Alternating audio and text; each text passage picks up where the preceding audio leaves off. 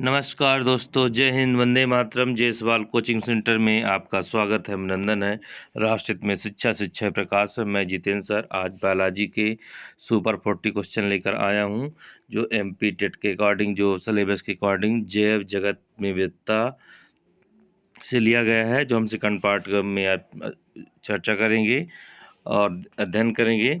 तो आपकी स्क्रीन पर ये पहला क्वेश्चन जो है, प्लाज्मिड किसमें पाए जाते हैं? प्लाज्मिड किसमें पाए जाते हैं? तो प्लाज्मिड जो पाए जाते हैं, किस पाए जाते हैं? बैक्टीरिया में पाए जाते हैं। क्या पाए जाते हैं? आपके प्लाज्मिड में बैक्टीरिया पाए जाते हैं। दूसरा क्वेश्चन आपके स्क्रीन पर है, मोनेरा किससे विकसित हुए हैं? तो मोनेरा जो है प्रोजीनोट से विकसित हुए हैं। किससे हुए हैं? प्रोजीनोट से विकसित हुए हैं। अगला क्वेश्चन आपके स्क्रीन पर है, नीलहरित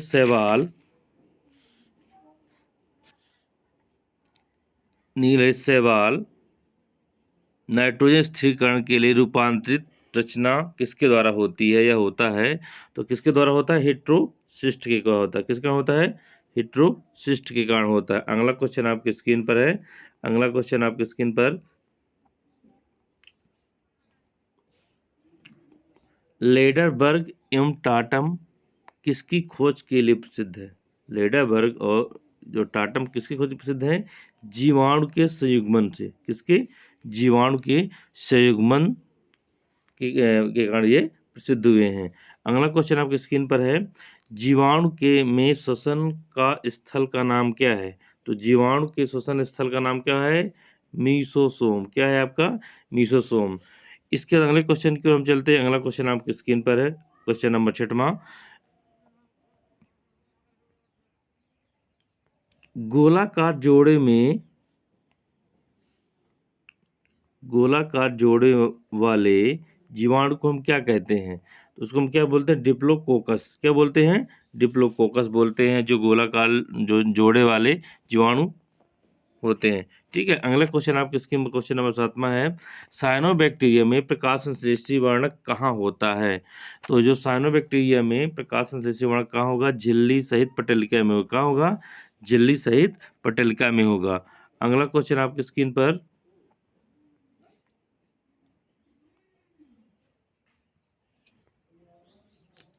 क्वेश्चन नंबर 8वां आपकी स्क्रीन पर है। क्वेश्चन नंबर 8, स्वतंत्र नाइट्रोजन का भूमि में कौन स्थिरीकरण करता है?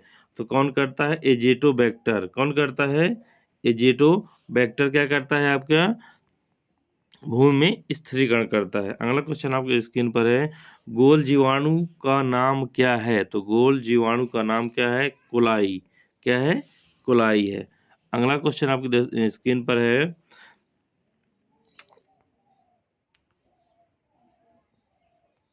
क्वेश्चन नंबर 10वां, कौन सा बैक्टीरिया दूध से दही बनाने के लिए उत्तरदायी है? तो कौन सा है? लैक्टोबैसिलस है आपका। ठीक है। इसके बाद अगला क्वेश्चन की ओर हम चलते हैं। अगला क्वेश्चन आपकी 11वां आपकी स्क्रीन पर है, माइक्रोप्लाज्मा में कौन सा निगेटिव पाया जाता है? तो माइक्रोप्लाज्मा में ग्राम निगेटिव पाया जाता है। कौन पाया जाता है? ग्राम निगेटिव पाया जाता है। अगला क्वेश्चन 12वां आपकी स्क्रीन पर है, निमोनिया जो रोग होता है किसके द्वारा होता है? जो छोटे बच्चों को निमोनिया हो जाता है तो किस उसके बैक्टीरिया का कारण होता है? एक होता है ये डिप्लोकोकस निमोनी। क्या होता है? डिप्लोकोकस जो होता है वायरस, उसके कारण ये होता है। क्या होता है? निमोनिया होता है। अगले क्वेश्चन आपकी स्क्रीन पर क्वेश्चन नंबर 13वां, कोशिका द्रव्य में उपस्थित वृत्ताकार डीएनए अणु क्या है? क्या है? आपका जो वृत्ताकार जो डीएनए अणु क्या है? न्यूक्लियोटाइड है। क्या है? जो कोशिका द्रव्य में जो उपस्थित वृत्ताकार डीएनए अणु क्या है? वो है न्यूक्लियोइड। क्या है? न्यूक्लियोइड है। ठीक है दोस्तों। इसका अगला क्वेश्चन 14वां क्वेश्चन आपकी स्क्रीन पर है। 14वां क्वेश्चन आपकी स्क्रीन पर है, जीवाणु में पारक्रमण जिसे बोलते हैं ट्रांसडक्शन की खोज किसने की थी? तो जेंडर एवं लेडरबर्ग ने। किसने किया था? जेंडर तथा लेडरबर्ग नामक वैज्ञानिकों ने इसकी पारक्रमण की खोज किया था। ठीक है दोस्तों। अगला क्वेश्चन जो आपकी स्क्रीन पर है, क्वेश्चन नंबर 15वां आपकी स्क्रीन पर है, सूक्ष्मजीव विज्ञान के पिता किसे कहा जाता है? तो सूक्ष्म जीव के जो पिता किसे कहा जाता है? लुई पाश्चर नामक वैज्ञानिक को कहा जाता है। किनको कहता है? लुई पाश्चर वैज्ञानिक को कहा जाता है। अगला क्वेश्चन आपकी स्क्रीन पर 16वां आपकी स्क्रीन पर, बैक्टीरिया नाम किस वैज्ञानिक ने दिया था? जो बैक्टीरिया का नाम किस वैज्ञानिक ने दिया था जीवन को? तो सीजी एहरेनबर्ग। कौन थे? सीजी एहरेनबर्ग हैं जिन्होंने बैक्टीरिया का नामकरण किया था। ठीक है, इसका अगले क्वेश्चन को चलते हैं। पादप जगत का जोकर किसे कहा जाता है? पादप जगत का जोकर किसे कहा जाता है? तो पादप जगत का जो जोकर हम माइकोप्लाज्मा को कहते हैं। किसको कहते हैं? हमें माइकोप्लाज्मा को हम पादप जगत का जोकर कहते हैं। ठीक है दोस्तों, इस अगले क्वेश्चन को हम बढ़ते हैं। अगला क्वेश्चन आपकी स्क्रीन पर, जीवाणुओं में रूपांतरण की खोज किसने की थी? तो जीवाणुओं में रूपांतरण खोज किसने की थी? ग्रिफिथ नामक वैज्ञानिक ने जीवाणुओं में रूपांतरण की खोज की थी। ठीक है दोस्तों, इसके बाद क्वेश्चन नंबर 19 आपकी स्क्रीन पर है। जीवाणुओं में लैंगिकता किसने स्थापित की थी? तो जीवाणु में लैंगिकता किसने स्थापित की थी? लेडरबर्ग एवं टाटम ने। किसने किया था? लेडरबर्ग एवं टाटम ने जीवाणुओं में लैंगिकता स्थापित की थी। अगला क्वेश्चन आपकी स्क्रीन पर क्वेश्चन नंबर 20 है। बैक्टीरिया कोशिका में प्लाज्मा झिल्ली के फलन को क्या कहते हैं? तो उसको हम क्या कहते हैं? मीसोसोम कहते हैं। क्या कहते हैं हम उसको? मीसोसोम कहते हैं। अगला क्वेश्चन आपकी स्क्रीन पर है। जीवाणुओं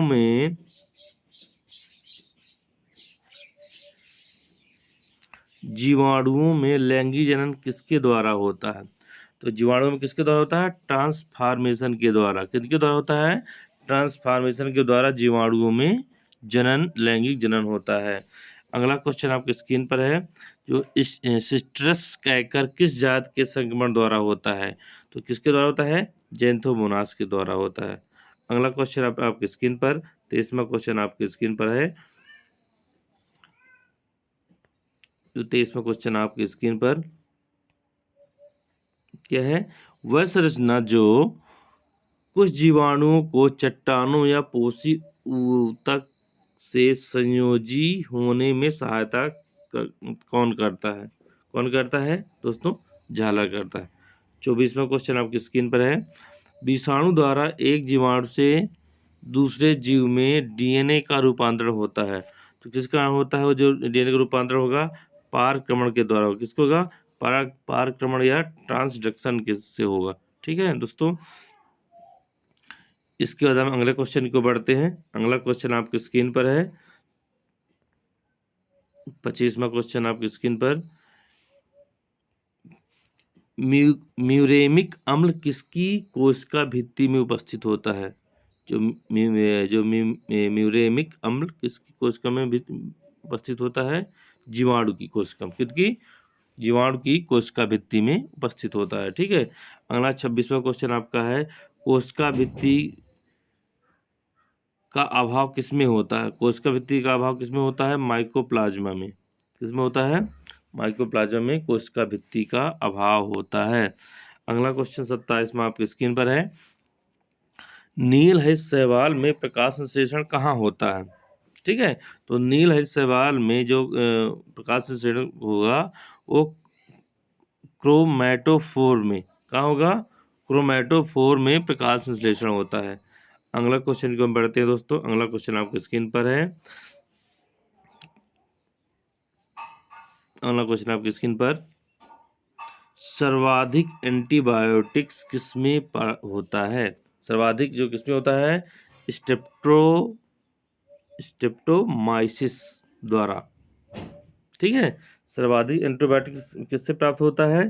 तो एंटीबायोटिक सबसे किससे प्राप्त होता है? स्ट्रेप्टोमाइसिस द्वारा सबसे ज्यादा एंटीबायोटिक्स प्राप्त होता है। अगला क्वेश्चन क्या है? अगला क्वेश्चन आपकी स्क्रीन पर है 29वां। जो समुद्री तेल रिसाव में किस जीवाणु समूह द्वारा रिसाव को साफ किया जाता है? ठीक है, जो समुद्री रिसाव में किस जीवाणु द्वारा इसका उपयोग किया जाता है? तो किसके द्वारा किया जाता है? किस जीवाणु समूह द्वारा होता है? स्यूडोमोनास प्यूटिडा। स्यूडोमोनास प्यूटिडा द्वारा समुद्री तेल रिसाव को उसमें उपयोग किया जाता है। ठीक है दोस्तों, अगला क्वेश्चन आपकी स्क्रीन पर है। 30वां क्वेश्चन आपकी स्क्रीन पर।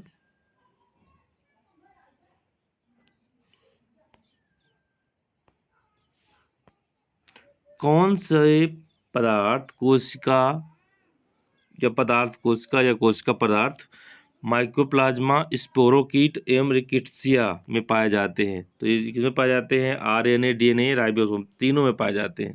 पाए जाते हैं तो माइक्रोप्लाज्मा में, स्पोरोकीट और रिकेट्सिया में कोशिका पदार्थ तीनों में पाए जाते हैं, तीनों चीज पाए जाते हैं। ठीक है, इसके बाद आपका अगला क्वेश्चन आपकी स्क्रीन पर है। क्लोवर फिलोडी किसमें होता है? तो क्लोवर फिलोडी जो माइकोप्लाज्मा में होता है, किसमें होता है? माइकोप्लाज्मा में होता है। अगला क्वेश्चन 32वां आपकी स्क्रीन पर है। क्या है? साइनोबैक्टीरिया को नील हरित शैवाल क्यों कहते हैं? क्यों कहते हैं? क्योंकि इसमें केंद्रक का अभाव होता है। क्या होता है? इसमें केंद्रक नहीं होता है। साइनोबैक्टीरिया में जो होता है उनमें नील हरित शैवाल जो क्यों कहते हैं, वो तो वही है नील शैवाल, लेकिन इसमें केंद्रक का अभाव होता है। क्या होता है? केंद्रक का अभाव होता है। ठीक है दोस्तों, दोस्तों हमने जो इसमें पूरे क्वेश्चन जो लिया है, हमने जैव जगत से लिया है, और जो हमारा जो सेकंड पार्ट जो था इसका, जो जीव जगत विविधता, जो सेकंड पार्ट में ही जो बना है, पार्ट में जो हमने बनाया था, तो लगभग जो जितने हमने क्वेश्चन मतलब पूरे आपके टॉपिक का पूरा निचोड़ हमने इकट्ठा करने की कोशिश की है। इस प्रकार हम अगले क्वेश्चन को बढ़ते हैं दोस्तों। अगला क्वेश्चन आपके स्क्रीन पर 33वां क्वेश्चन आपकी स्क्रीन पर। कौन सी संरचना में माइटोकॉन्ड्रिया का कार्य करती है? कौन सी संरचना माइटोकॉन्ड्रिया का कार्य करती है? तो मीसोसोम जो एक माइटोकॉन्ड्रिया का कार्य करती है। माइटोकॉन्ड्रिया को आपको पता भी होगा, माइटोकॉन्ड्रिया को ऊर्जा का कोशिका का पावर हाउस भी कहते हैं। ठीक है, तो कोशिका का पावर हाउस भी है, ये तो मालूम हम पहले से पढ़ते आ रहे हैं। अगले क्वेश्चन को चलते हैं। अगला क्वेश्चन आपकी स्क्रीन पर 34वां है। चल जीवाणु में गति किसके द्वारा होती है? तो किसके द्वारा होती है? कशाभिका द्वारा होती है। किसके द्वारा होती है? कशाभिका के द्वारा होती है। अगला क्वेश्चन आपकी स्क्रीन पर है। कौन चरम लवणीय दशाओं में पाए जाते हैं? आद्य बैक्टीरिया। क्या है? आद्य बैक्टीरिया जो चरम लवणीय दशाओं में पाए जाते हैं। अगला क्वेश्चन आपकी स्क्रीन पर है।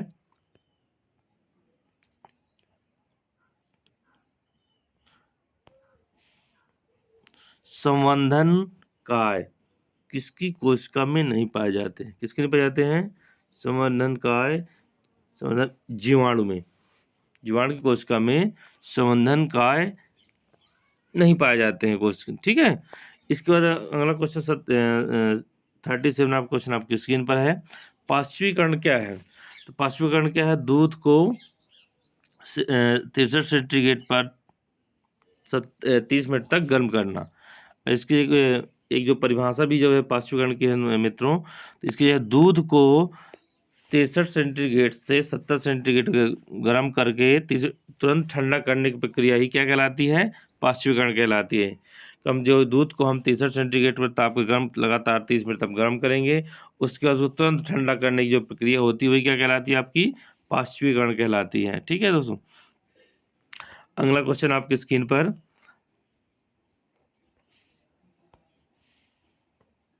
जगत मुनेरा को कितने महासमूहों में बांटा गया है? तो कितने में बांटा गया है? 2 समूहों में बांटा गया है, महासमूह में। एक होता है आपका आर्की बैक्टीरिया, दूसरा होता है ज्यू बैक्टीरिया। ठीक है दोस्तों, अगला क्वेश्चन आपका एक आ गया है 39वां 39। हाइड्रोपोनिक्स क्या है? तो हाइड्रोपोनिक्स क्या है? एक मृदा विहीन खेती है। क्या है आपकी? मृदा विहीन खेती है, जहाँ बड़े बड़े जारों में उनका जो पौधों का संवर्धन किया जाता है, उनकी खेती की जाती है। ठीक है, अगले क्वेश्चन इस सेशन का लास्ट क्वेश्चन इस टॉपिक का 40वां क्वेश्चन है आपका है। पौधों में कार्बन किस रूप में प्राप्त होता है? तो पौधों में जो कार्बन किससे प्राप्त होता है? CO2 या कार्बन डाइऑक्साइड के रूप में वो उन्हें प्राप्त होता है। इस प्रकार दोस्तों ये जो हमारे ये पूरे क्वेश्चन कंप्लीट हुए। इसी के साथ में हम विराम ले रहे हैं। जय हिंद, वंदे मातरम।